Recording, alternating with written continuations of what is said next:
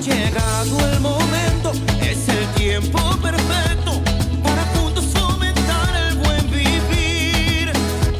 Y la meta no es lejana si tenemos la confianza que la fe y la voluntad mueven montañas. Es la hora del cambio, tu energía es tu aliado y la mano que te ayuda a resurgir. Porque en este movimiento la humildad es el secreto y el motor para emprender el porvenir. Movimiento nacional por la esperanza.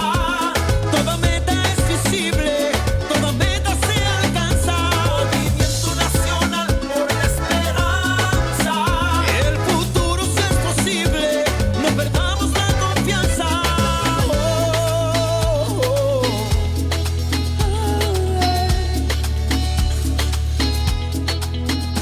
Porque en este movimiento la humildad es el secreto y el motor para emprender el porvenir.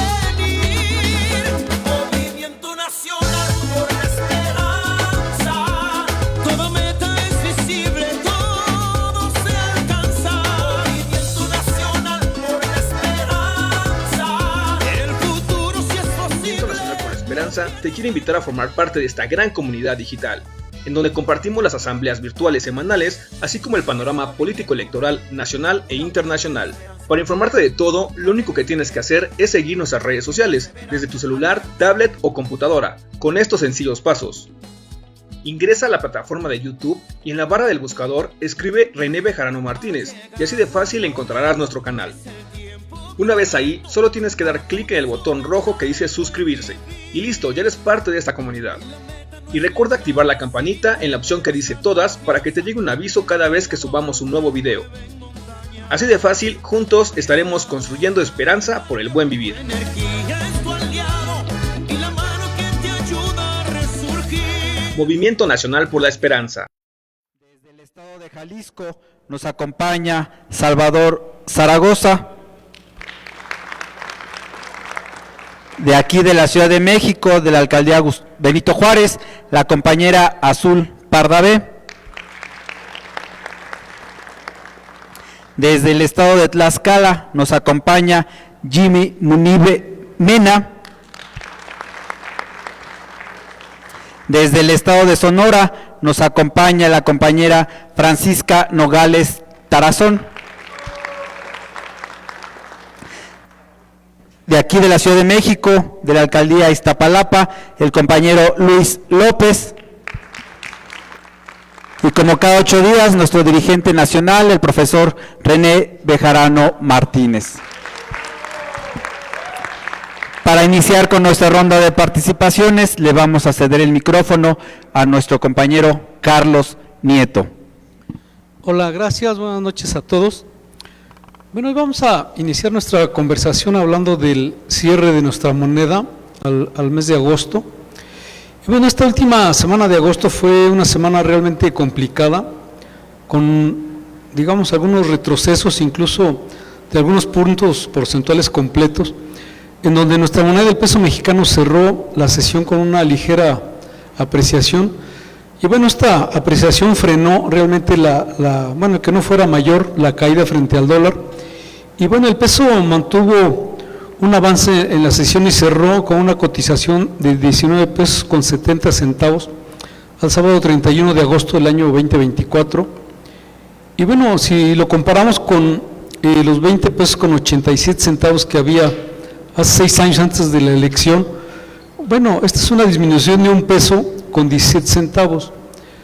Y por otro lado, si se compara con el valor que tenía el dólar al 31 de mayo, que era de 16 pesos con 98 centavos, pues bueno, el dólar se ha subido por ahí de 2 pesos con 72 centavos. Es decir, en términos generales, nuestra moneda se ha depreciado por ahí de un 14% del cierre de mayo a la fecha. Y bueno, en ese sentido, nuestro presidente Andrés Manuel López Obrador afirma que el peso, bueno, no se ha devaluado, digamos que se ha mantenido en un rango durante su gobierno, y eso, bueno, realmente es cierto.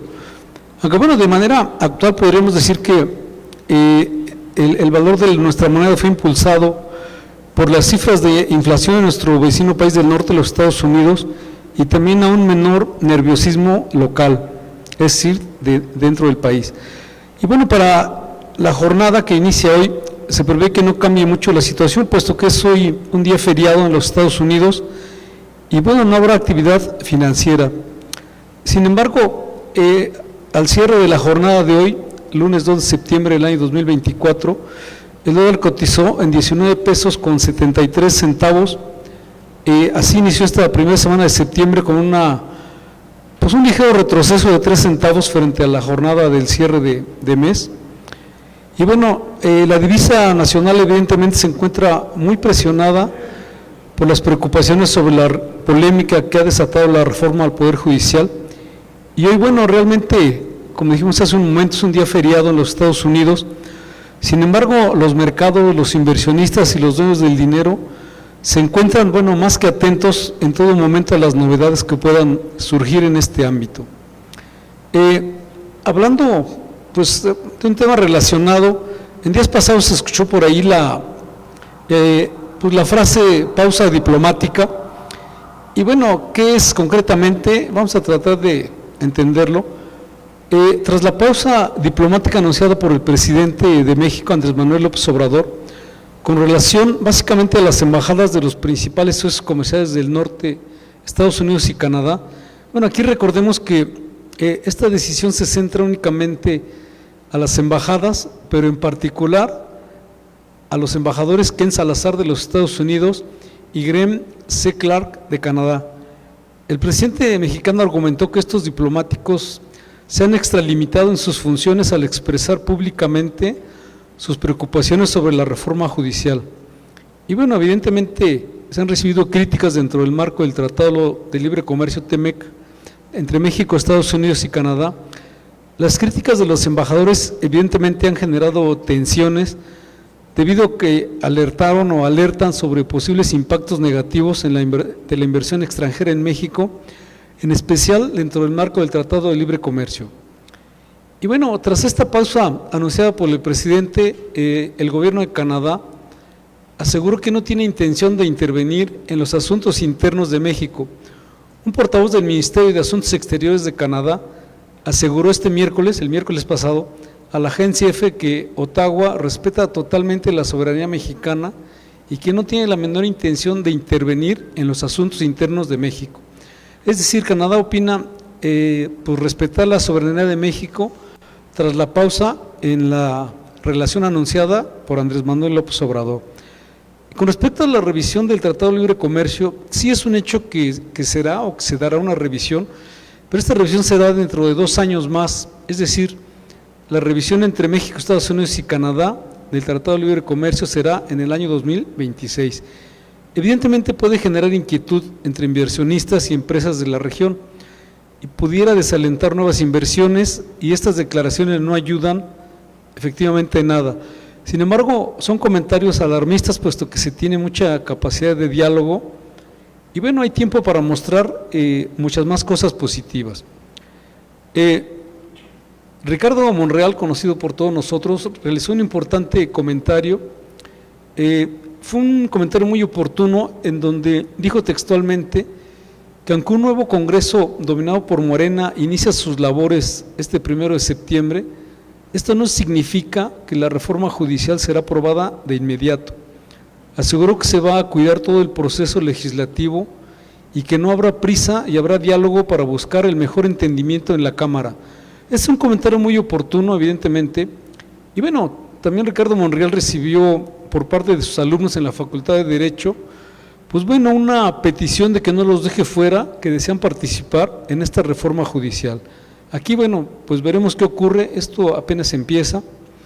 En la misma línea, la pausa diplomática, pero ahora con nuestro vecino cercano, con los Estados Unidos, también derivado de la reforma judicial, la Embajada de los Estados Unidos en México advirtió o precisó que la certeza legal es fundamental para los proyectos de energía eólica a largo plazo.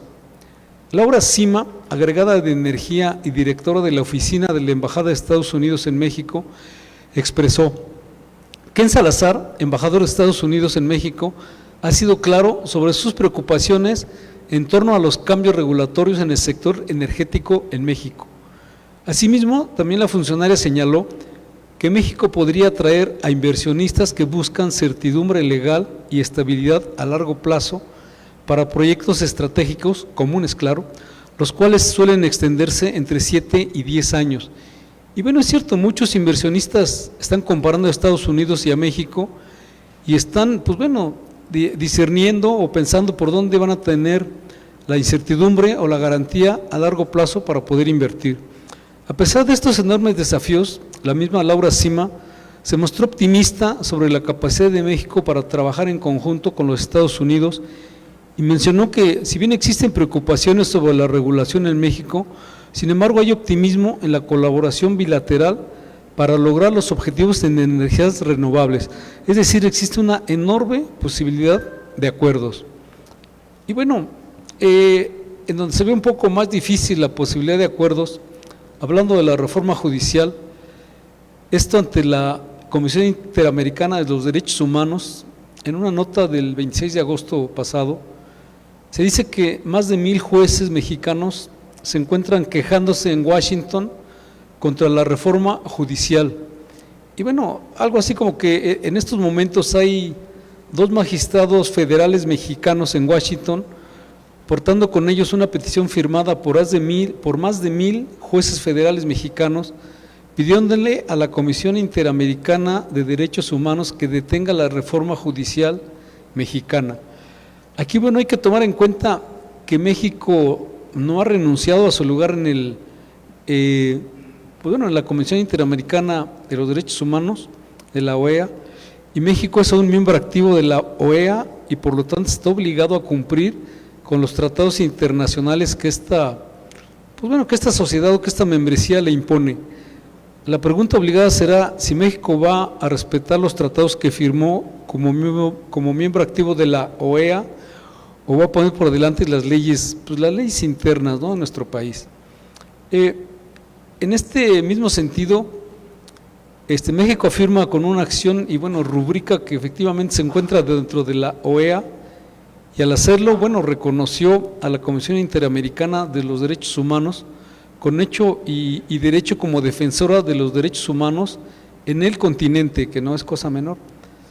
Para esto, esta es la razón por la cual los jueces mexicanos vinieron a esta Comisión Interamericana y básicamente los jueces dicen que México está obligado a obedecer sus fallos y sus decisiones y de igual manera México también está obligado a cumplir con las medidas cautelares que la Comisión Interamericana de los Derechos Humanos emita. La solicitud que la Asociación de Jueces y Magistrados Federales presentó ante el máximo órgano de defensa de los derechos humanos en el continente es para activar los procedimientos del artículo 41 de la Convención Mexicana de Derechos Humanos y esta acción pararía la reforma hasta que se emitan los razonamientos del Estado mexicano para llevar a cabo esta reforma judicial. La petición en concreto dice más o menos así: solicitamos a esta honorable comisión requerir al Estado mexicano que tome las medidas necesarias para que la Comisión Interamericana de los Derechos Humanos cuente con toda la información necesaria, particularmente las relativas a las medidas adoptadas por el Estado para asegurar que cualquier tipo de reforma constitucional no afecte negativamente al Poder Judicial y a sus funcionarios. Es decir, el Estado mexicano con esto deberá presentar de manera confidencial, pero expedita, no solamente el proyecto de ley, sino también sus ramificaciones de política pública. Todo esto en nombre de evitar que cualquier reforma judicial en México afecte progresivamente los derechos humanos de los mexicanos. Y aquí es muy importante considerar que los mexicanos en la elección del 2 de junio pasada, se votó en mayoría por el partido Morena y por sus candidatos oficiales. Con esto establecieron que querían proseguir con una cuarta transformación y esto es exactamente lo que están viendo concretarse ahora con múltiples reformas al sistema judicial mexicano. Sin embargo, la petición firmada por más de 1,100 jueces pide que la Comisión Interamericana dictamine sobre el hecho de que la inminente destitución generalizada de funcionarios judiciales y operadores atenta contra los derechos humanos de estos trabajadores del Estado. Los jueces y magistrados han ganado sus puestos, pasando exámenes y prevaleciendo en concursos de ascenso que les da seguridad en su trabajo. Si ahora son destituidos de sus puestos, eso vulnera su seguridad y la de sus familiares. Bueno, esto evidentemente causa mucha polémica, veremos más adelante qué pasa. Y bueno, en el primer día del nuevo Congreso Mexicano, el día de ayer, uno de los temas evidentemente más polémicos en la agenda legislativa es la reforma judicial, y el nuevo Congreso de México, con una abrumadora mayoría encabezada por Morena y sus aliados, el Partido Verde Ecologista de México, comenzó ya, bueno, el PT también, Partido del Trabajo, comenzó la 66ª legislatura este domingo con una intensa sesión marcada por discursos encendidos y una evidente división política. La secretaria de Gobernación, Luisa María Alcalde, fue encargada de presentar el informe presidencial ante el Congreso, donde su discurso encendió los ánimos desde la tribuna. Alcalde elogió la gestión de López Obrador, subrayó la importancia de que solo el pueblo pueda salvar al pueblo, en un mensaje que fue recibido con vítores de presidenta por parte de los legisladores oficialistas, mientras que desde las filas de la oposición, particularmente del PAN, surgieron gritos de fuera y resistencia en rechazo a lo que consideraron un discurso proselitista más propio de una líder partidista que de una funcionaria gubernamental. Y bueno, finalmente en esta 66ª legislatura que ya inició, aunque la discusión sobre la reforma se postergó para el día de mañana, martes 3 de septiembre, de acuerdo a la Junta de Coordinación Política, la expectativa es que el debate sea intenso. El ambiente en Palacio Legislativo de San Lázaro fue descrito como, bueno, por muchos como un primer día de clases, y aparecieron algunos personajes que tomaron asiento ya en el Congreso. Uno de ellos, Hugo Eric Flores, ex líder del extinto Partido Encuentro Social, el actor Sergio Mayer, el exfutbolista y exgobernador de Morelos, Cuauhtémoc Blanco, que ahora forman parte de las filas oficialistas, y también un personaje, Ricardo Anaya, ex candidato presidencial del PAN, también hizo su retorno al Congreso tras un largo autoexilio, claro, ahora protegido por el fuero constitucional, y bueno, aprovechó su regreso pues, para criticar la reforma judicial. Bueno, pues así las cosas, falta mucho por discutir y mucho por conocer, pero bueno, así se encuentran las cosas y hasta aquí el comentario. Muchas gracias. Muchas gracias, compañero Carlos Nieto. Ahora nos vamos hasta Veracruz y le cedemos el micrófono al compañero Gastón Rostand Vargas. Gracias, buenas noches a todas y todos.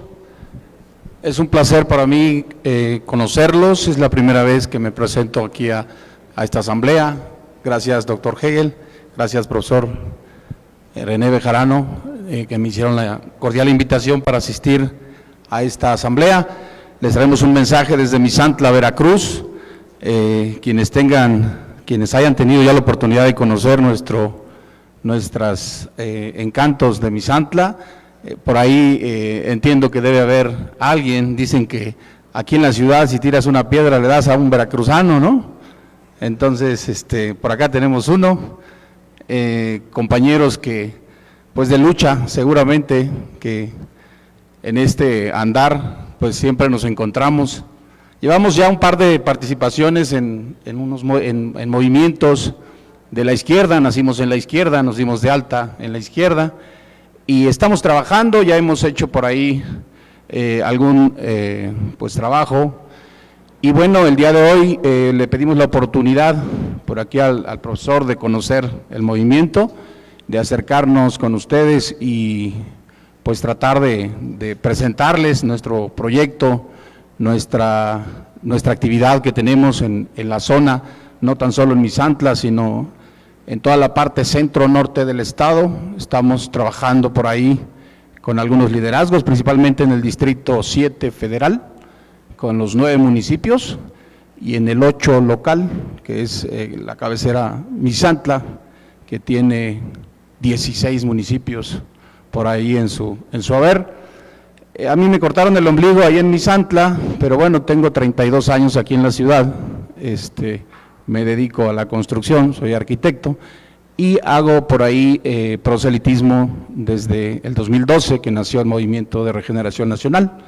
Trabajamos en el tema de la izquierda y pues el día de hoy estamos aquí precisamente porque sabemos que la esperanza, la nueva esperanza, pues está aquí con el profesor, y vamos a participar, si así nos lo permiten. Vamos a acercar nuestra fuerza, nuestros liderazgos que hemos pues trabajado juntos en la izquierda y logramos el Plan C, gracias al trabajo arduo de todos los liderazgos en la zona, y pues estamos aquí para conocerlos y para conocernos y que me conozcan, y pues con mucho gusto tienen un amigo más, que sé que en esto de la política nunca sobran, y está por ahí mi mano para todas y todos. Por favor, muchas gracias profesor. No ahondo más en el tema porque bueno, sé que tienen mucho trabajo. Gracias, profesor. Muchas gracias, compañero Gastón Rostand, por este mensaje. Nos vamos hasta Jalisco y le cedemos el micrófono al compañero Salvador Zaragoza. Buenas noches, compañeros. Es un gusto para mí estar de nuevo aquí saludando a todos estos grandes amigos y compañeros que pues nos hemos formado en este gran movimiento nacional de la esperanza. Desde Jalisco pues reciban un saludo afectuoso y cariñoso, un gran abrazo, y pues aprovecho también para invitarnos a todos a que sigamos apoyando a nuestro gobierno y al futuro gobierno que nos dimos este 2 de junio pasado. El pueblo de México quiere un cambio, hablado ya el pasado 2 de junio, pero la derecha no se cansa de querer detener esta cuarta transformación, y para eso miente a través de los medios de comunicación en su poder y del poder judicial que tenemos que transformar.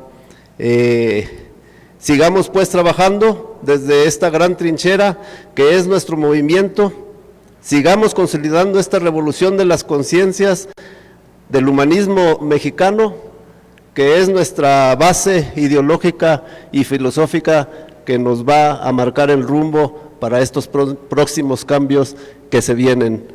Unidad y organización. Muchas gracias y buenas noches. Muchas gracias, compañero Salvador Zaragoza.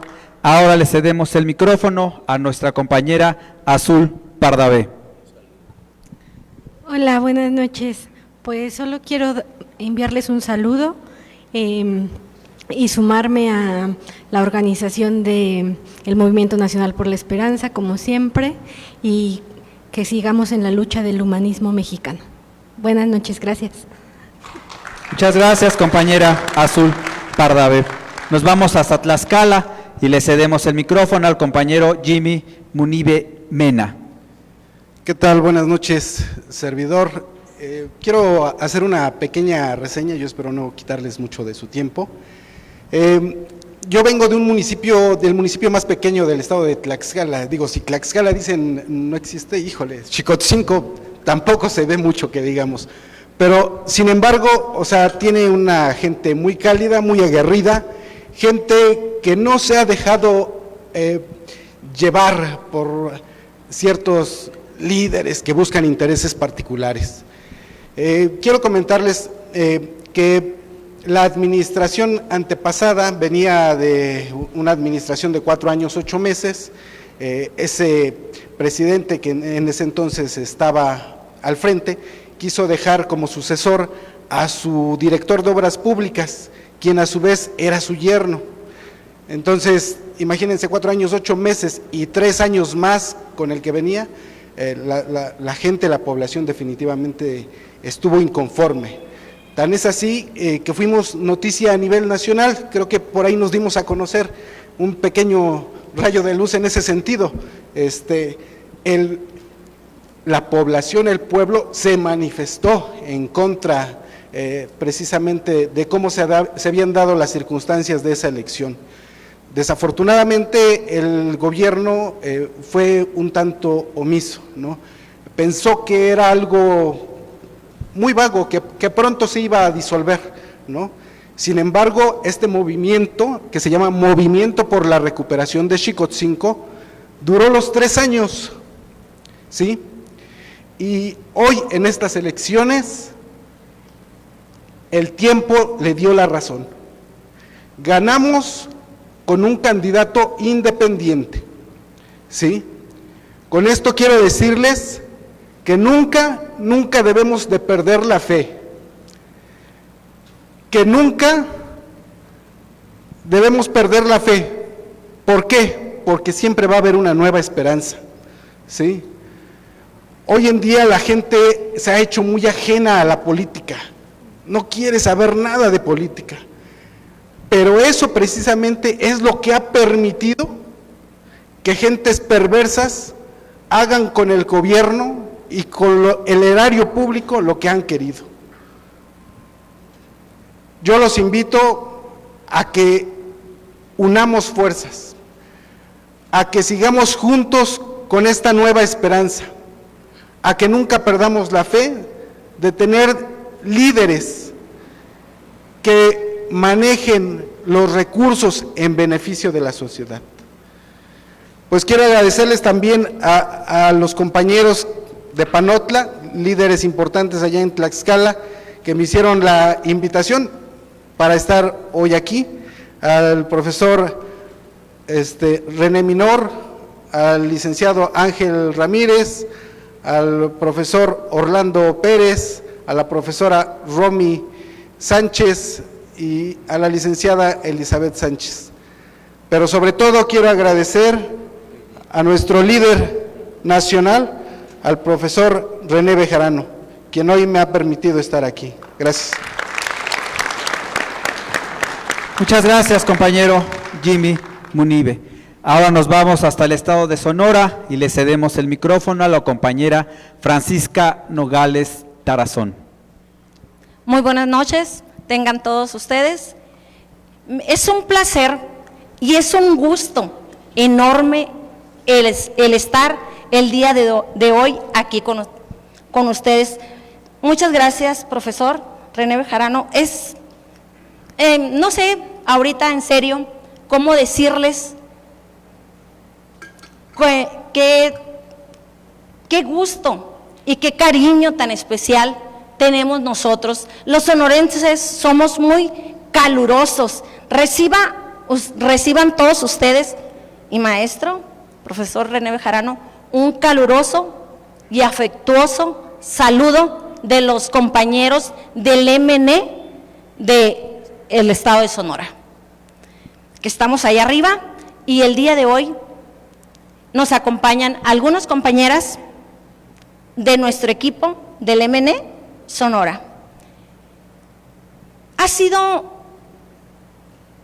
semanas, meses, el estar presentes nosotros en la asamblea semanal, pero lo hacíamos en forma virtual.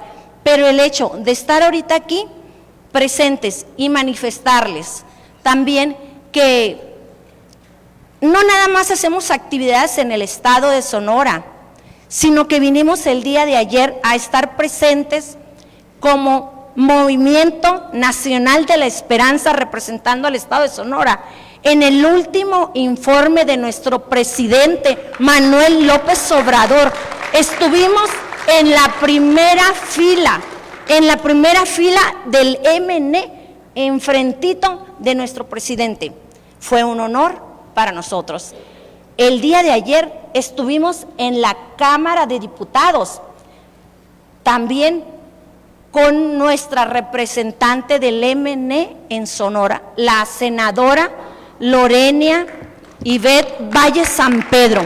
En el estado de Sonora ha hecho un trabajo inigualable. Muy afortunadas somos nosotros de pertenecer a su equipo y que haya ganado esa senaduría y estar presente ayer en la Cámara. Nuestra coordinadora, la licenciada Karen Valle, les manda también un afectuoso saludo. Entonces, ¿qué podemos decir?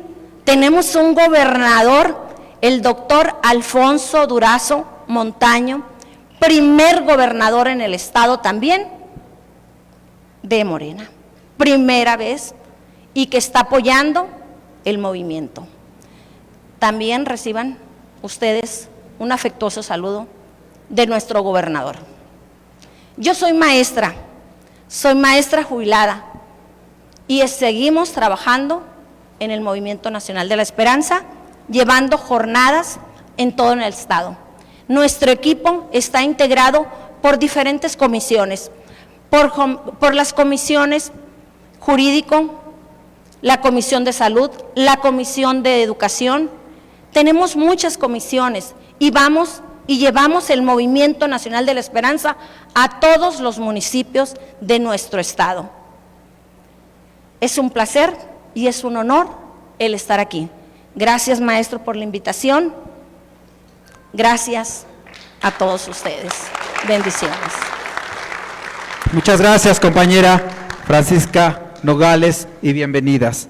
Ahora nos vamos hasta Iztapalapa y le cedemos el micrófono al compañero Luis López. Hola, buenas noches a todos. El día de ayer, como es bien sabido por todos nosotros, se llevó a cabo el 6º y último informe de gobierno del presidente Andrés Manuel López Obrador. Como de costumbre, fue un discurso muy enriquecedor, muy vasto, muy largo, y en un punto de vista crítico se habló de lo mucho que ha avanzado el gobierno. Hay mucho que recorrer, todavía el camino es largo. De manera realista, en 6 años no se puede corregir lo que no se hizo en décadas y décadas de gobiernos panistas y priistas, pero el camino ahí va, y afortunadamente hace unos meses el pueblo demostró que quiere que este camino siga. A partir de ayer se comienza la cuenta regresiva para la entrada de la doctora Claudia Sheinbaum, 30 días con el nuevo gobierno. El día de ayer también tomaron protesta los senadores y diputados federales que marcan el rumbo del plan C. Ya ha comenzado a entrar algunos ayuntamientos como en Michoacán, en Yucatán, siguen entrando más poco a poco. En un tema del partido, estos días me reuní con gente del Instituto de Formación Política, del cual fue muy grato platicar con ellos y darme cuenta la importancia que tiene la formación de cuadros dentro del movimiento para fortalecer la ideología y evitar que se pierda el rumbo como se perdió en otros movimientos de izquierda, donde al final de cuentas la lucha se diluyó, a veces ganó mucho la corrupción, y ahí tenemos un ejemplo en el PRD, que está viviendo sus últimos días, últimas semanas de vida, y por eso hay que meter mucha fuerza en la ideología, en la formación de cuadros. Hay una invitación para participar en algunos proyectos y encantados de apoyar con la ideología del MNE dentro de la formación política de Morena. Un punto importante del informe de ayer es la parte económica, que este gobierno ha hecho un cambio radical en el punto de ver la economía y el desarrollo en este país. Anteriormente los neoliberales veían el punto como objetivo el crecimiento en las estadísticas y en los números. Estos números solamente eran un crecimiento para unos cuantos. Hoy la economía se ve reflejada en el bienestar, en que llega a todas y todos en el país. Se ha regionalizado la economía en sectores históricamente abandonados, como el sureste, Tabasco, Quintana Roo, Yucatán, Chiapas, Oaxaca. Se han hecho grandes obras, como sabemos, el Tren Maya, diversos aeropuertos, el tren transísmico, la refinería de Dos Bocas. El camino es largo, pero pues ahí vamos, y depende de todos nosotros que la transformación continúe, comunicarla en todos los sectores. Y finalmente quiero recordarles que aparte en el día 19 de octubre, profesor, nos vemos en Tabasco, una reunión con diversos liderazgos de todo el estado. Probablemente será en Jalpa de Méndez o en Villahermosa, aún lo estamos definiendo, pero todos están invitados. Muchas gracias. Muchas gracias, compañero Luis López.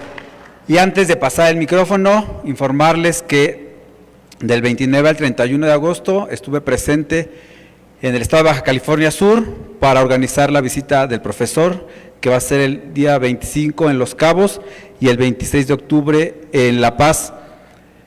Previo a informarles que en el año 2027 va a haber cambio de gobernatura en el estado.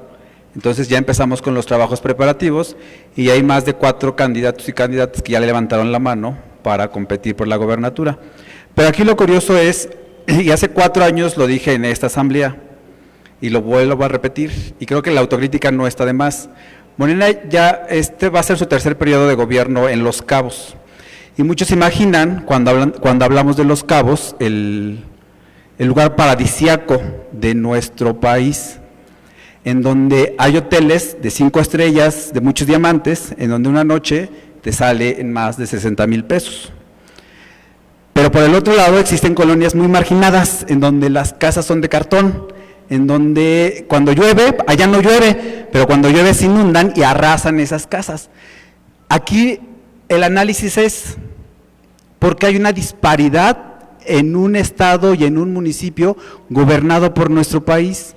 ¿Por qué esa disparidad tan cañona?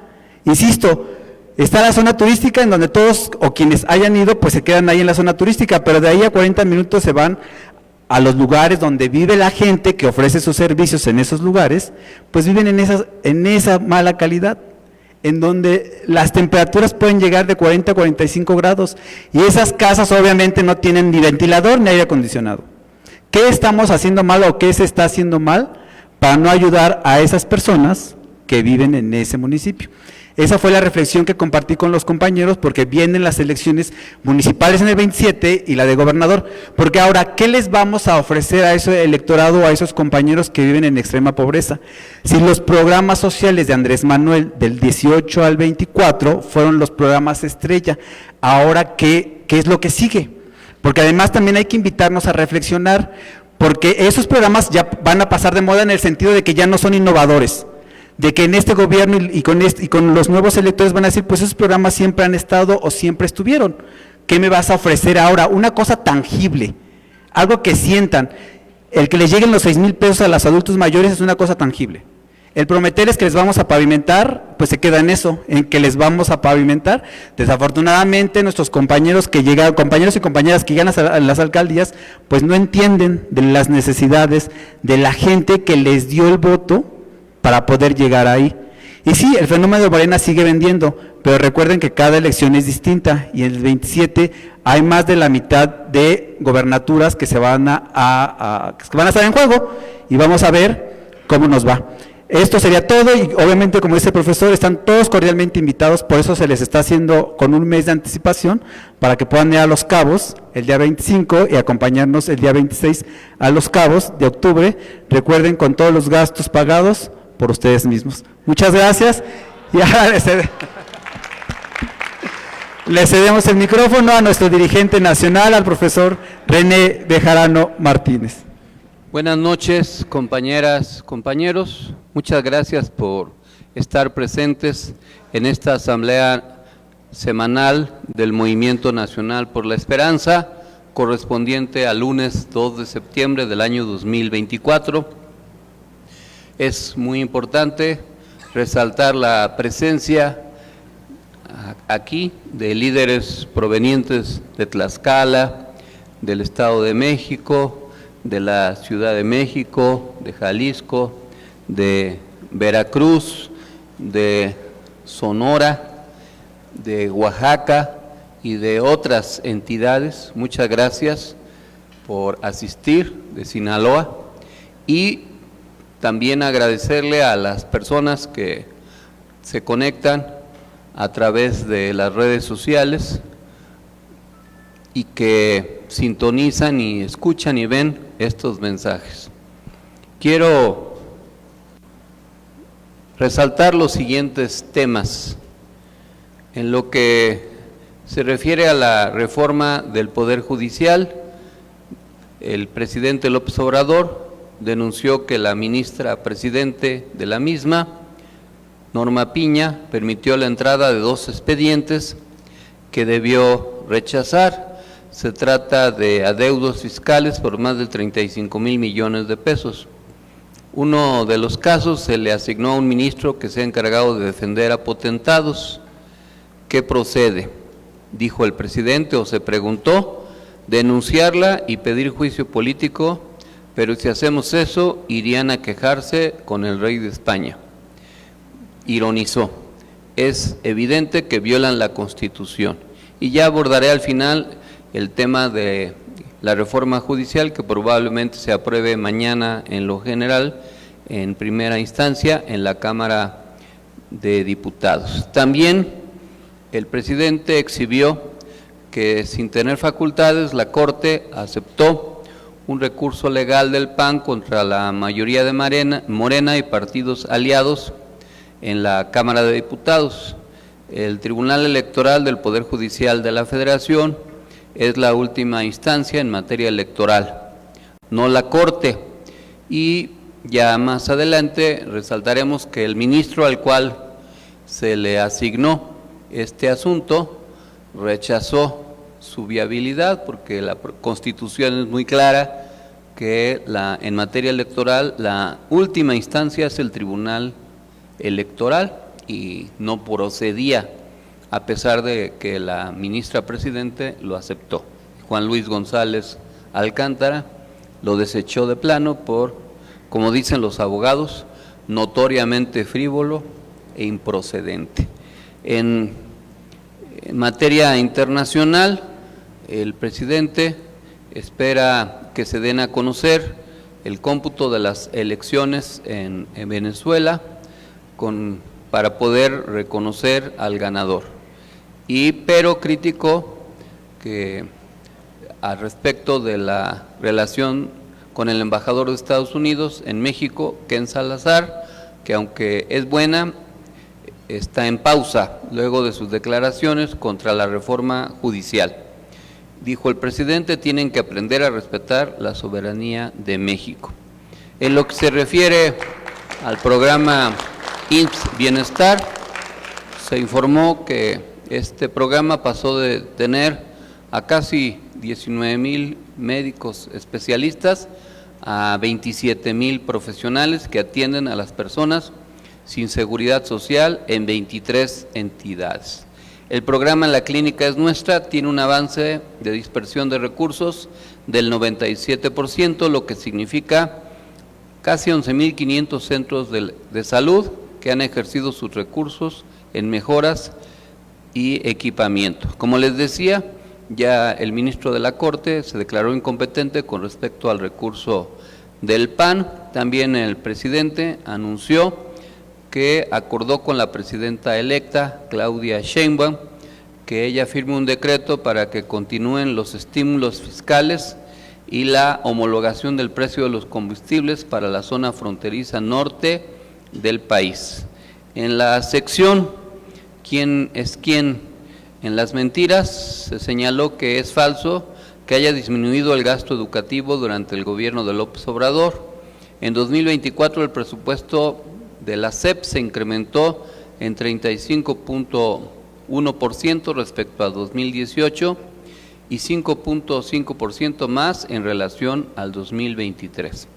También se exhibió la falsa narrativa sobre una supuesta catástrofe económica que se supone derivada de la mayoría calificada de Morena y otros partidos en San Lázaro por la posible reforma al Poder Judicial. El peso sigue siendo la segunda divisa más apreciada frente al dólar, la calificación crediticia de México es estable, las reservas internacionales de México se encuentran en su nivel máximo histórico y la economía mexicana es la número 12 en el mundo. También en esta semana, como seguramente se habrán enterado, el Tribunal Electoral del Poder Judicial ratificó la resolución que en primera instancia tomó el Consejo General del INE para asignar el número de diputados y senadores de mayoría y de representación proporcional que propicia que Morena y sus partidos aliados tengan en la Cámara de Diputados la mayoría calificada necesaria para reformar la Constitución y en la Cámara de Senadores a 3 senadores de lograrla, aunque durante esta semana también 2 senadores, o una senadora y un senador que habían llegado a ese escaño por parte del PRD y como quedaron sin partido político porque el PRD perdió su registro, decidieron sumarse a Morena, lo cual generaría 85 legisladores senatoriales hasta ahora. Para la reforma del Poder Judicial, si se presentan todos los 128 senadores, se requieren 86 votos. Si falta uno, se requerirían solo 84. Esta es la importancia que tiene. Ya veremos si algún senador o senadora de la oposición se ausenta y eso propicia que se obtenga la mayoría calificada. Y si no, con la operación política que se pueda hacer al respecto. Pero es algo que se está discutiendo. En lo que se refiere a algunos distritos de riego, se informó que se habilitaron 4 distritos de riego para beneficiar a la producción de 120,000 hectáreas. El distrito de riego del pueblo Yaqui, con una inversión de 9,500 millones de pesos en beneficio de más de 42,200 personas. El distrito de riego de la presa Picachos, con una inversión de 5,446 millones de pesos en beneficio de 3,172 productores. Y el distrito de riego de la presa Santa María, con una inversión de 10,194 millones de pesos en beneficio de 2,551 productores. Y finalmente el distrito de riego Alejandro Gascón Mercado, con una inversión de 16,214 millones de pesos en beneficio de 7,600 productores. También durante la semana el presidente recordó que va a haber un gran sorteo especial el 15 de septiembre, invitó a participar en este sorteo con una bolsa de 252 millones de pesos en premios y especie. El premio mayor es de 40 millones de pesos en efectivo. Si ustedes no han sido afortunados en el amor, pues vayan y compren sus billetes, porque bien dice el refrán, que el que no es afortunado en el amor, es afortunado en el juego. Y por eso yo no compro billetes de lotería, porque nunca gano nada, ni reintegro. Pero probablemente ustedes sí quieran comprar muchos billetes y se sacan el premio, pues ya nos invitan a celebrarlo. En lo que se refiere al tema del Congreso, el presidente López Obrador exhibió un par de juzgadores, una juez y un juez, que promovieron acciones ilegales contra la reforma judicial, lo cual invade las facultades del Poder Legislativo y viola la Constitución. En su desesperación actúan de manera irresponsable.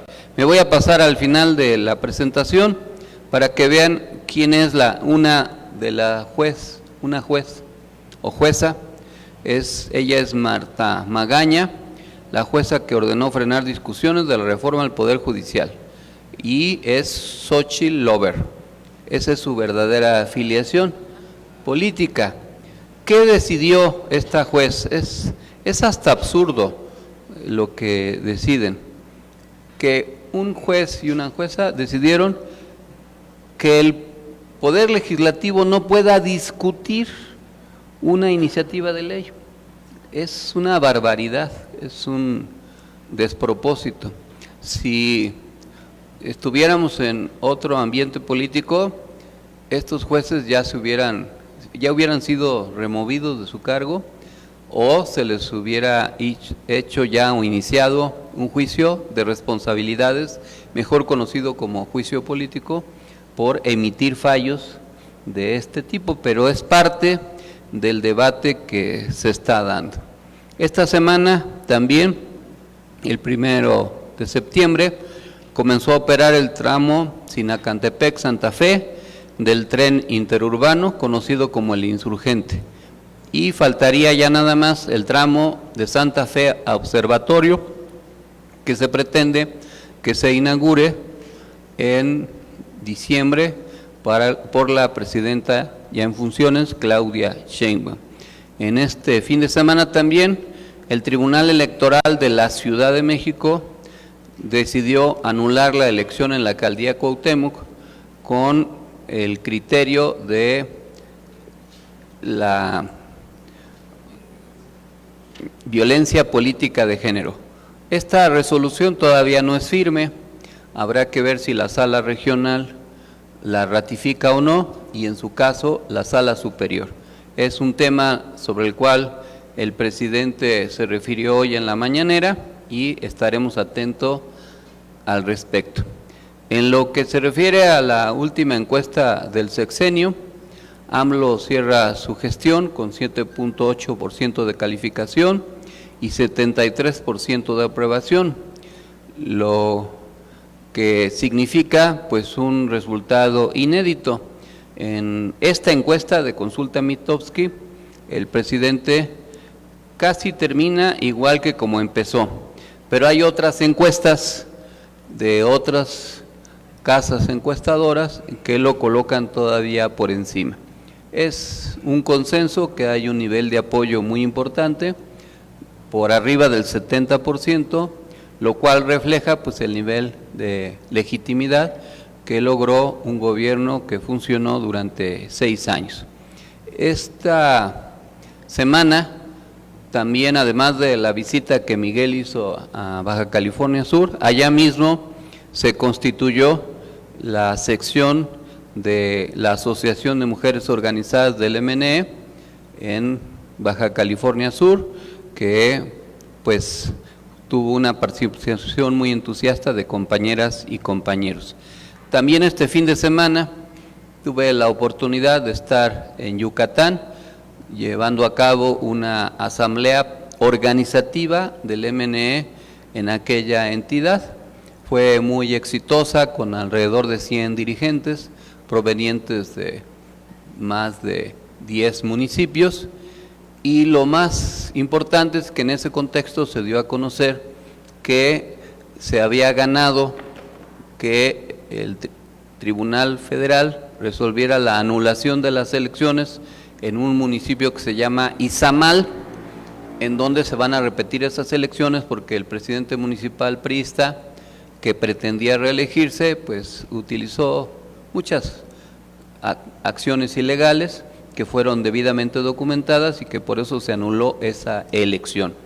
La compañera Flor Mendoza y otros líderes nos acompañaron, coordinaron las tareas y acordamos ahí invitar a todos los equipos de Yucatán para hacer una asamblea estatal el 28 de septiembre, pero va a ser en Izamal, para darle apoyo a la campaña extraordinaria que va a haber ahí en Yucatán. Recuerden que en el pasado proceso electoral Morena ganó la gubernatura, la mayoría en el Congreso local, las diputaciones federales, las 2 senadurías, pero todavía falta una mayor presencia en los municipios. No se ganó la capital del estado y por eso es importante reivindicar este triunfo en Izamal. Tenemos ya una agenda para las próximas semanas de visitas a entidades. El próximo sábado y domingo vamos a estar en Guerrero, el sábado en Chilpancingo, en la mañana en una asamblea estatal y el domingo en Acapulco. Como ya dijo Miguel, están invitados e invitadas a asistir con todos los gastos pagados por ustedes mismos para que nos acompañen a Acapulco si desean participar este fin de semana. Luego vienen las fiestas patrias, no es fecha propicia para hacer asambleas organizativas porque la gente anda en otra dinámica. Después, el 22, yo le había dicho al compañero de Misantla, y aprovecho para corregirle, que podíamos hacer una asamblea ese día, pero olvidé que ese día es el Congreso Nacional de Morena, en que vamos a estar ocupados. De hecho, ya el día 8 de este mes se aprueba la convocatoria, se va a elegir una nueva dirección nacional, se van a reformar los estatutos y por eso esa fecha no sería posible. Ahorita vemos otra fecha alternativa. Como ya les dije, a fin de mes sería la asamblea en Yucatán, ya masiva, que vamos a hacer en Izamal para reforzar la campaña extraordinaria que se tiene que hacer allá en ese municipio. El 5 de octubre nos toca estar en Sinaloa, en Culiacán, con compañeros de las 3 regiones, de la región Mazatlán y sus alrededores, del centro del estado y de la zona norte, de los Mochis. Vamos a estar ahí en esa entidad. El 12 programamos una asamblea en Aguascalientes.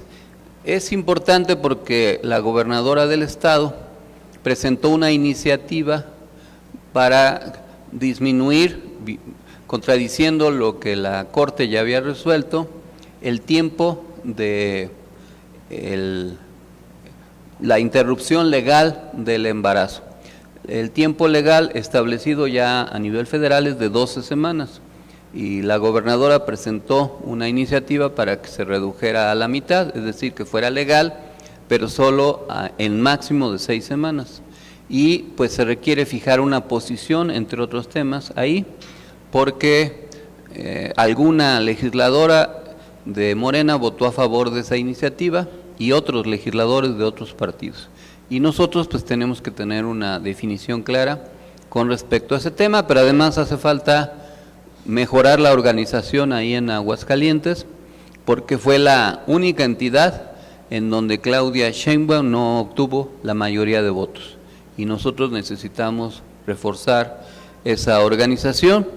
El 19 de octubre iremos a Tabasco, como ya informó Luis, vamos a estar por allá para reforzar también la organización y luego a fines de octubre, como dijo ya Miguel, iremos a Baja California Sur.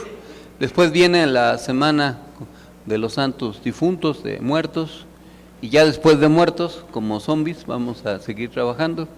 La 1 de septiembre estamos por definir, a lo mejor puede ser Veracruz o también está pendiente una visita a Nuevo León, en fin, ya veremos. Además de algunas visitas entre semana, porque hay mucho trabajo también que hacer a lo largo de la semana. Estamos muy encarrerados ya, realizando trabajo político muy intenso.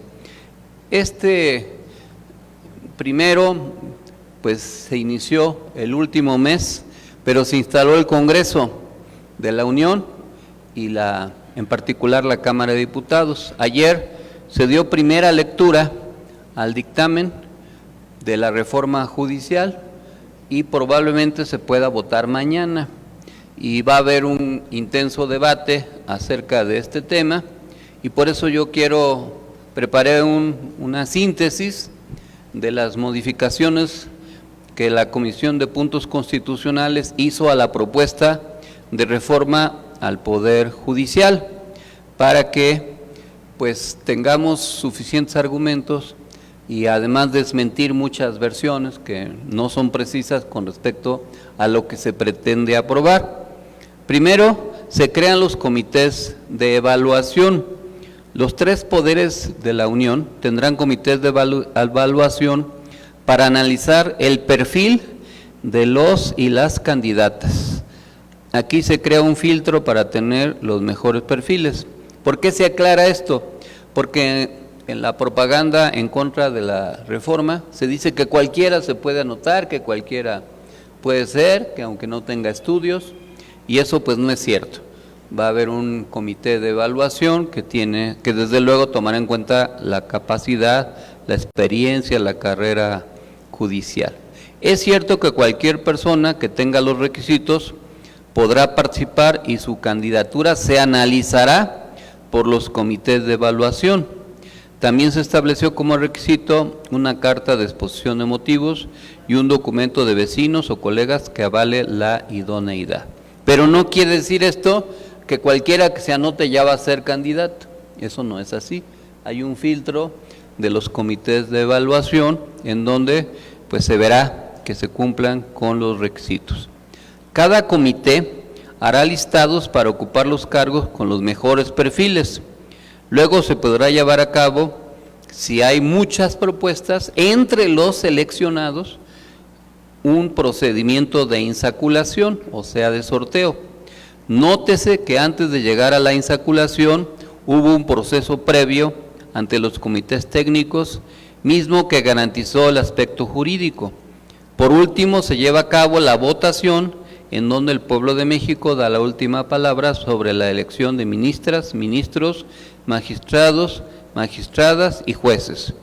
Las críticas sobre el procedimiento de insaculación popular están desestimando que el propósito de la reforma es la elección popular de juzgadores. En ese sentido, y dado el propósito republicano y de igualdad de la reforma, se llega al tema de insaculación popular, el cual no tiene la última palabra, sino que ésta será del pueblo de México. La insaculación es por si hay muchos perfiles acreditados, vamos a suponer que hay 20, pues, y todos tienen altas calificaciones, entre esos 20 se hace la insaculación, y no quiere decir que esta insaculación signifique que ya esos van a ser los electos, eso no es así. En esta elección, la Sala Superior del Tribunal Electoral del Poder Judicial Federal queda intocada en cuanto a los y las magistradas en activo. Solo se irán a elección popular las vacantes que hay en la Sala Superior. La Sala Superior tiene 7 integrantes, actualmente hay 2 vacantes. Quiere decir que se podrían elegir 2 o, en su caso, si algunos más renuncian, el número de los que decidan ya no estar en la Sala Superior. ¿Por qué? Pues porque esa sala es la que va a calificar la elección. Recuérdense que no es una elección partidista, no se van a postular los candidatos a través de partidos, sino es una elección ciudadana, y cuando hay un ciudadano, hombre o mujer, que tiene buena reputación, que es conocido, pues la gente sí vota por esa persona. Hoy en la tarde que recibí a los compañeros de Tlaxcala, me platicaron del municipio, ¿cómo se llama?, donde se ganó con una candidatura independiente. Xicotzingo. Ahí el candidato que ganó la elección no fue apoyado por ningún partido. ¿Quién ganó? Pues el candidato, que pertenece a un movimiento social que lleva mucho tiempo luchando y que pues logró el apoyo de la gente. Se establece que la presidencia de la Corte, del Tribunal de Disciplina y del Tribunal Electoral se ocupe por el candidato o candidata que más votos logre. Aquí se confirma el ánimo democrático de la reforma y se refleja con la presidencia de las altas cortes. El cargo durará 2 años, no el de magistrado, sino el de presidente o presidenta, y será rotativo conforme al número de votos. Es decir, si la candidata X obtuvo el mayor número de votos, será presidenta de la Corte, pero nada más 2 años. 2 años después seguirá el que quedó en segundo lugar, y así durante todo el mandato. Tampoco es una definición súbita de todo. En el año 2025, en elección extraordinaria, se hará la elección por voto popular de los 9 cargos de ministras y ministros de la Corte. En adelante, la mitad de los cargos de las magistraturas de circuito y juzgados de distrito. La totalidad de las magistraturas de las 5 salas regionales del Tribunal Electoral del Poder Judicial de la Federación. Asimismo, se crea el Tribunal de Disciplina, que sustituye al Consejo de la Judicatura Federal. Por otro lado, los cargos a renovar por voto popular en elección intermedia ordinaria del 2027 serán las magistraturas de la Sala Superior del Tribunal Electoral y la mitad restante de los cargos de magistradas y magistrados de circuito y juezas y jueces de distrito. En cuanto a las entidades federativas, tendrán hasta la elección intermedia de 2027 la elección de los poderes judiciales locales, que ya sea gradual o total, pues se les dejó en esa facultad constitucional. Es decir, que cada entidad va a determinar su proceso y en este caso la elección que va a haber no va a ser para el Poder Judicial local de cada una de las entidades, sino solo el federal. Los poderes, el Poder Judicial local se renovaría en su caso hasta el 2027. También en lo que se refiere al presupuesto para la elección, pues ya se verá el destino del fideicomiso federal que tiene la Corte y que eventualmente se pudiera utilizar para hacer esas elecciones. En un artículo se establecen ciertos requisitos para ocupar los cargos, como algunos promedios de calificaciones en la licenciatura, maestría o doctorado, así como cierta antigüedad. Las personas que tengan 18 años o más pueden participar siempre que reúnan los requisitos. La propuesta de reforma crea el Tribunal de Disciplina. En la Comisión de Puntos Constitucionales se hace modificación a la propuesta original, a saber, se sigue constituyendo de 5 jueces, pero ahora funciona en comisiones y en pleno. Conserva las facultades de revisión, vigilancia y sanción administrativa, pero se hace de manera distinta. Las comisiones funcionan como primera instancia y el pleno como sala de revisión o apelación. La reforma no lo señala, pero se podría decir que cada juez o 2 jueces podrán formar comisión para indagar y sancionar un asunto y que su resolución se podrá apelar ante el Pleno del Tribunal de Disciplina. Las sanciones que puede imponer van desde la amonestación, sanción económica, suspensión, así como destitución o inhabilitación. Sin embargo, estos 2 últimos supuestos no abarcan a la Corte y magistrados electorales. Aquí es importante destacar que se le suman facultades al Tribunal de Disciplina, como la vigilancia anual del desempeño de jueces y magistrados y la implementación de medidas de corrección por el desempeño. En conclusión, se mantiene el corazón de la reforma, a saber, la designación por voto popular de ministros, ministras, magistrados, magistradas y jueces. Se afina el método de designación a través del comité de evaluación y la incorporación de insaculación. Se establece que la renovación será escalonada. En el 2025 será renovada toda la Corte, los magistrados de circuito y los jueces. En el año 27, elecciones intermedias, el resto de los juzgadores. En el año 2027, los poderes judiciales locales tendrían que haber realizado el mismo procedimiento. Esto es de la mayor importancia, pues implica contemplar que las entidades federativas actúen en consecuencia y no se rezaguen, es decir, una vez que se apruebe la reforma constitucional, los congresos locales van a tener el tiempo suficiente para adecuar su funcionamiento y poder convocar a sus respectivas elecciones. El Tribunal de Disciplina funcionará en comisiones y en pleno. Asimismo, adquiere mayores facultades. Por último, el segundo transitorio ya empieza a señalar cómo serían las boletas para la elección del año 2025, lo cual no es menor, pues se necesitan mecanismos claros y sencillos para la refundación del Poder Judicial, y un elemento que ha sido cuestionado es el de las boletas. En fin, se está precisando, pero ha existido una gran campaña de desinformación con respecto a lo que se pretende, y hay que hacer algunas aclaraciones adicionales. ¿Cómo funcionan ahora los nombramientos?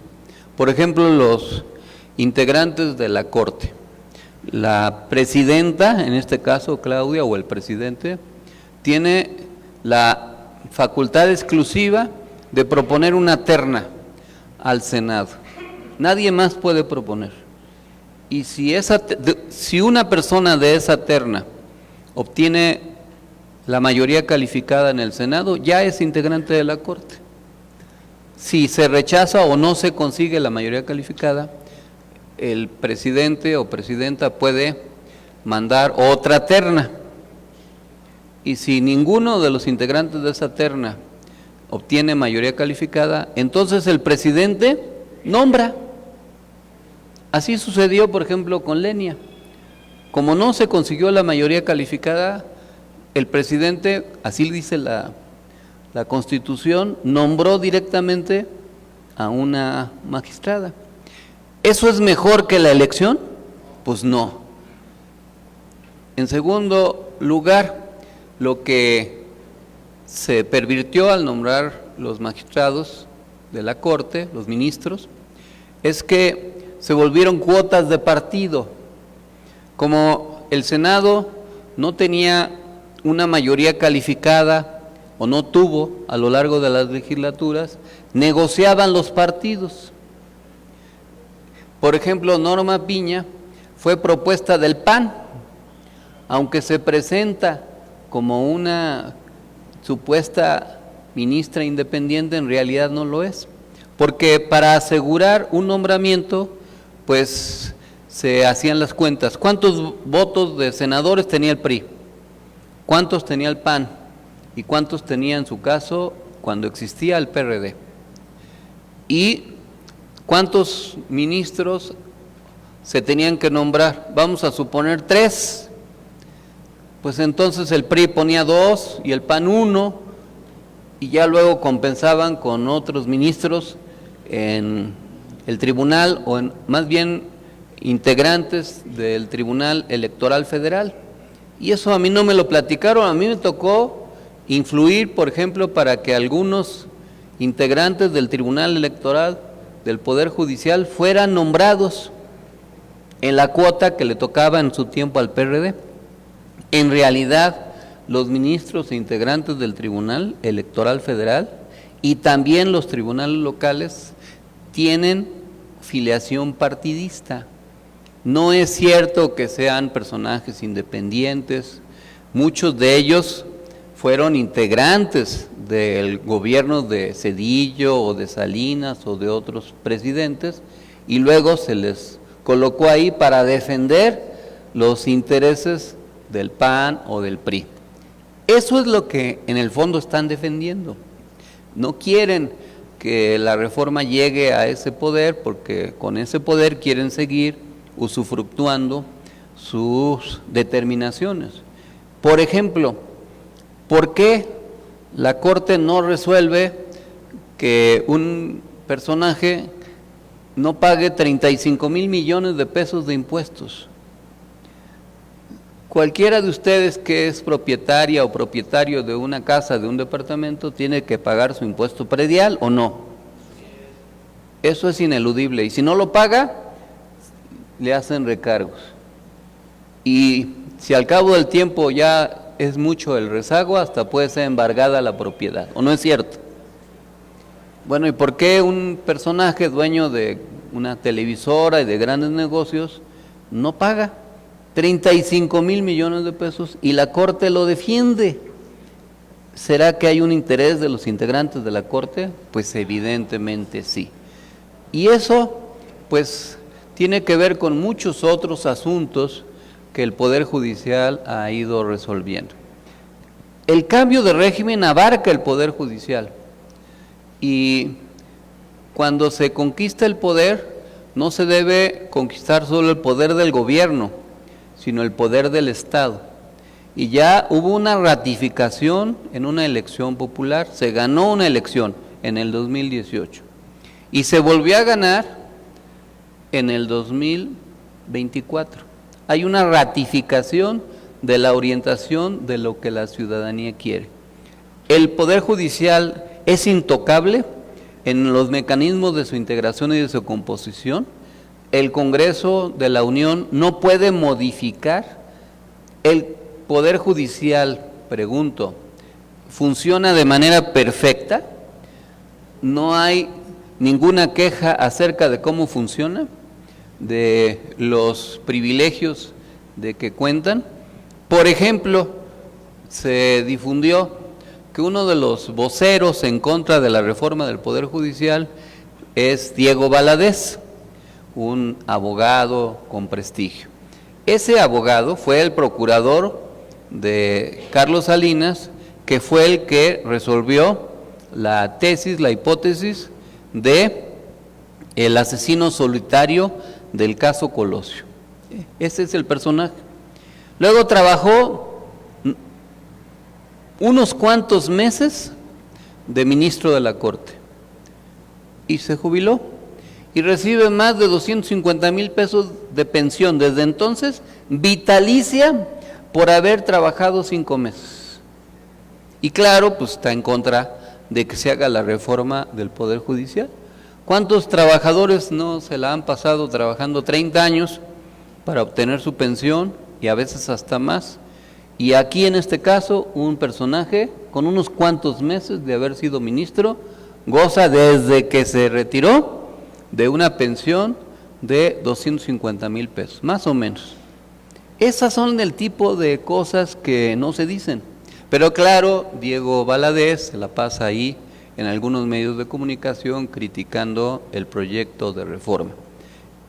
También se ha dicho que en Estados Unidos van a hacer una gran revuelta si acaso se aprueba. Y el periódico La Jornada recientemente publicó que en la mayoría de los estados de la Unión Americana, los jueces se eligen por voto, ya sea ciudadano o incluso de partido. Es decir, los partidos políticos postulan candidatos para ser integrantes del Poder Judicial, para ser jueces. Entonces, ¿cuál es el problema? Además, ¿qué les asusta que se vote, que haya una votación por un cargo? No es una votación partidista, son votaciones por perfiles. Claro, los partidos políticos indirectamente van a poder hacer la campaña de los perfiles que consideren, pero si en algún caso hay una candidata o candidato que la gente no quiera, pues no va a ganar, y van a ganar los que tengan prestigio. Si hay personajes de diversa filia partidista que tengan reconocimiento o que no tengan partido, pues podrían ser electos y eventualmente poder desempeñar su cargo. ¿Se trata de hacer a un lado la carrera judicial? No, tampoco es cierto, porque en los méritos, en los comités de evaluación, viene todo el reconocimiento de la función, del desempeño. También se ha dicho que se van a acabar con derechos o prerrogativas de jueces o juzgadores o personal administrativo o trabajadores integrantes del Poder Judicial. Ninguna reforma, y eso pues los abogados, salvo que hayan estudiado en el Instituto Patrulla, de esos que nada más otorgan diplomas y nunca van a estudiar, sabe que ninguna reforma puede ser en perjuicio de nadie. La reforma retroactiva, las reformas pueden ser en beneficio, pero en perjuicio no, y no se puede dejar de reconocer derechos conquistados. Y claro, se trata de un cambio en la manera de la integración de este poder. El Consejo de la Judicatura es un adorno, porque además lo preside la misma presidenta de la Corte, y conocemos resoluciones absurdas. Hay un listado enorme de jueces que dejan libres a delincuentes, que emiten fallos contrarios al interés popular. Por ejemplo, ahora que veo aquí a Stephanie de Oaxaca, hay un juez que quiso dejar libre a Vera Carrizal, el líder priista que le arrojó o mandó arrojarle ácido en la cara a la saxofonista, creo que se llama María Elena Ríos, y lo iban a dejar libre, entre comillas, por falta de pruebas. Bueno, ese juez que emitió esa resolución, pues ya no le respetaron su fallo porque hubo una intervención, pero ahí sigue de juez. ¿Cuántos casos similares o peores no habrá resuelto en contra del interés de la gente? Que se transparente lo que los jueces resuelven es importante, que se analice, que se conozca la declaración patrimonial, que estén obligados a conocer su declaración patrimonial, como un diputado. como un secretario de Estado, como el presidente de la República. Cualquier funcionario público está obligado a hacer su declaración patrimonial y tiene que aclarar el origen de sus recursos. Pero hay jueces, ministros, magistrados que se han vuelto inmensamente ricos como parte de la manera en cómo resuelven muchos asuntos. En fin, se trata de un cambio de fondo, sí, de raíz, para modificar los criterios con los que se funciona. Y si se tratara solo un asunto de cálculo político, pues ya lo dijo Claudia Sheinbaum en una comunicación, un video que transmitió recientemente. Si se mantuviera como está la ley, ella tendría la posibilidad de nombrar en los primeros meses de su mandato 3 de los 11 integrantes de la Corte, con los 4 que ya ahorita son proclives a la 4T, tendría 7 votos. Y con eso, para empezar, no se podrían hacer o darle cauce a resoluciones sobre inconstitucionalidad, porque para que hubiera una acción de inconstitucionalidad válida, se requieren 8 votos, y ya no tendrían 8 votos los que van a la Corte a reclamar la inconstitucionalidad. Pero además, tendría con 7 votos de 11 la mayoría en la Corte. Ya ni siquiera se preocuparía, porque tendría la mayoría de los votos. Pero eso no reforma lo que está mal, que es todo el aparato de justicia, que requiere una transformación. Si hay preocupaciones legítimas, temores fundados, siempre que hay una transformación, pues sí hay por el riesgo de la incertidumbre, pero no se trata de algo que vaya en contra de la sociedad o en contra de jueces, trabajadores, personas que desempeñan sus labores en el Poder Judicial. En los estados, pues todos sabemos que en muchos estados el presidente del Tribunal Superior de Justicia es una persona que normalmente es designada por la influencia del gobernador en turno, ¿o no es cierto? Pues esto es parte de la cultura política heredada del antiguo régimen.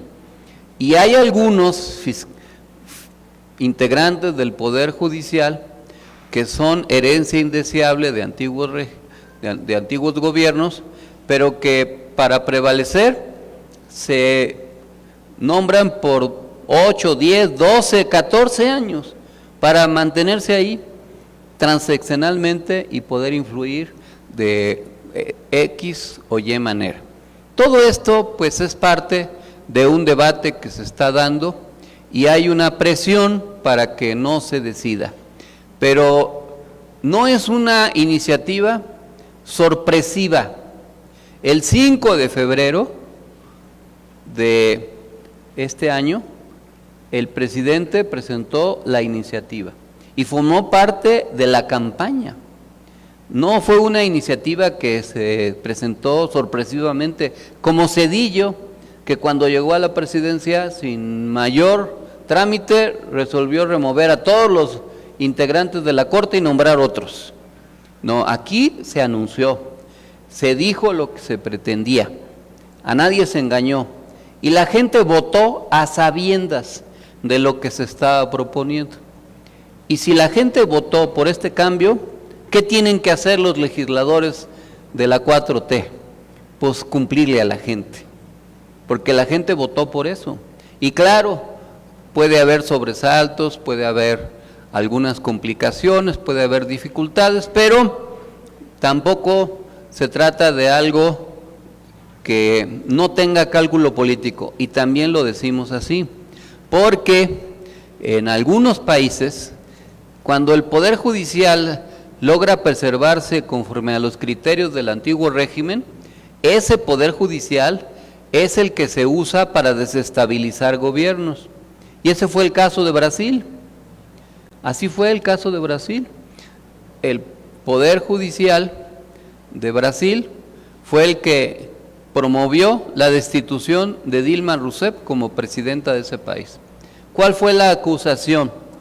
Que Dilma Rousseff gastó una partida presupuestal en un rubro distinto al que estaba presupuestado. No que se haya llevado el dinero, sino que estaba programado a hacer un puente e hizo una carretera, para poner un ejemplo. Y eso fue la causal de destitución y de juicio político. Esa fue la manera en que el Poder Judicial de Brasil removió a un gobierno electo democráticamente.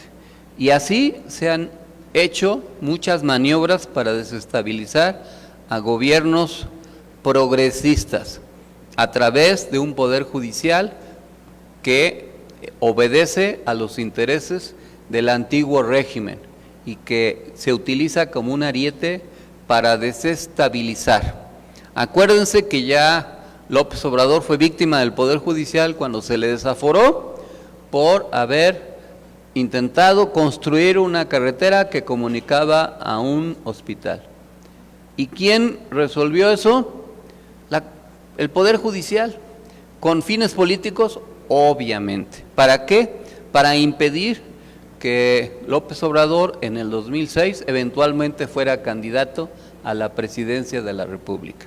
El Poder Judicial en México ha sido un instrumento para legitimar cualquier cantidad de abusos, de violaciones de derechos humanos y de dejar en la impunidad actos criminales de muy diverso tipo, como los sucesos en la guardería ABC, y la lista es larga. Que haya un nuevo Poder Judicial forma parte del cambio democrático que se está viendo. No debemos ver con temor las modificaciones que paulatinamente se puedan ir haciendo y se pueden ir adecuando las circunstancias, se puede ir perfeccionando los mecanismos, pero cuando algo no funciona se tienen que experimentar otros mecanismos para que funcione de mejor manera y para que se pueda avanzar adecuadamente. El Poder Judicial también en México es instrumento de muchos abusos. Por ejemplo, los jueces de amparo, que un juez de amparo de pronto decide él solo que una ley aprobada por el Poder Legislativo no es aplicable, que suspende sus efectos, por ejemplo en materia energética. Así se suspendió la aplicación de una parte de la reforma energética que impulsó López Obrador. Y uno se pregunta, ¿y ese juez o esas partes del Poder Judicial no tienen intereses económicos? ¿No están vinculados a veces incluso a intereses económicos extranjeros? Pues claro que sí, no somos ingenuos, hay cabildeo.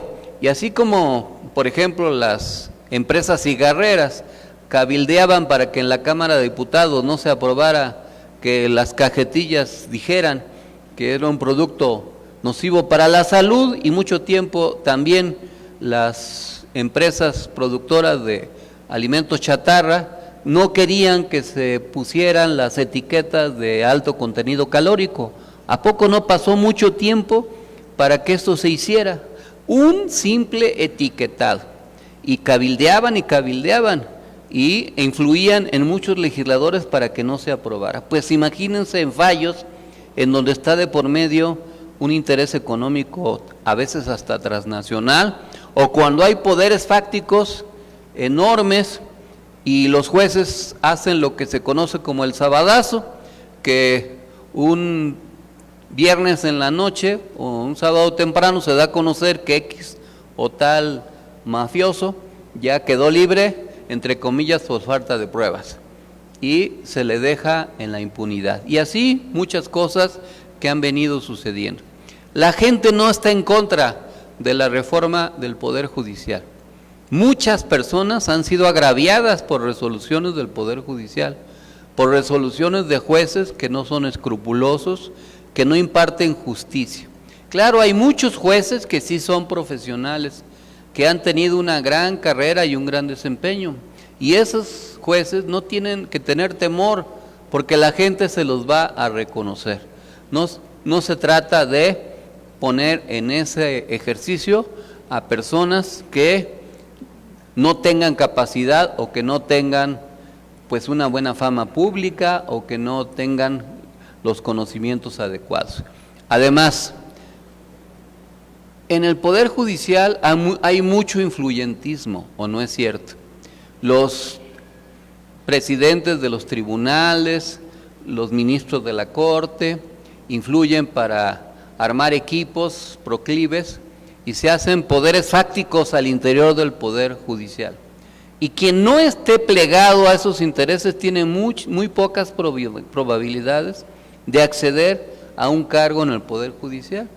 Ahora, si hay un doctor o doctora que tiene una gran experiencia y un buen conocimiento y que la gente lo reconoce, se puede postular. Y aunque no sea amigo, conocido o pariente de un alto funcionario judicial, puede eventualmente llegar a ocupar ese cargo.